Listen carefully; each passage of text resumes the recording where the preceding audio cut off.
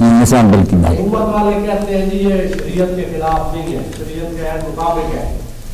جو علماء حضرات ہیں یا ہم جیسے ہیں وہ کہتے ہیں کہ شریعت کے خلاف ہے.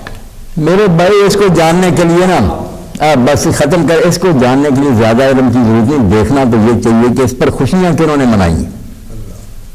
اگر شریعت کے خلاف نہیں تو علماء کو خوش ہونا چاہیے کہ جن وہ بازار کی عورتوں نے مٹھائیاں بانٹی، خوشیاں منائی انہوں نے کنگریوں کے بازار میں، اور انہوں نے کہا کہ بالکل جو پابندی تھی نا وہ ختم کی. اس کو جب کہہ دیا کہ مرد اور کہتے ہیں ہم نے رضامندی سے کیا تو سا ختم ہو گیا.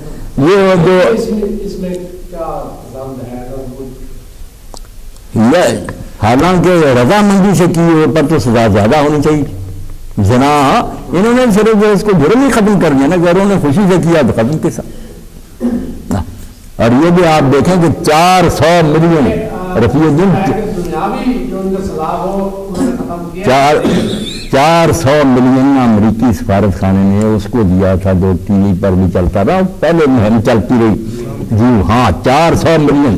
اور امریکی سفارت خانہ روز دیکھتا رہا کیا بنتا، مشرف کو کہتا رہا، اور بلیر نے بھی شاباش دی، سارے کافر خوش. وہ چاہتے تھے کہ جناح کی چھٹی ہو جائے. اب جناح پر کوئی بھی پابندی نہیں. کس کا دماغ خراب؟ پولیس دست اندازی نہیں کر سکتی. میرا دماغ خراب ہے کہ میں پرچہ دیتا پھروں اور ثابت نہ ہو تو خود جیل میں جاتا رہوں. یہ راستے روک لیے کہ کوئی نہ جائے نہ کوئی بتائے، بس عیاشی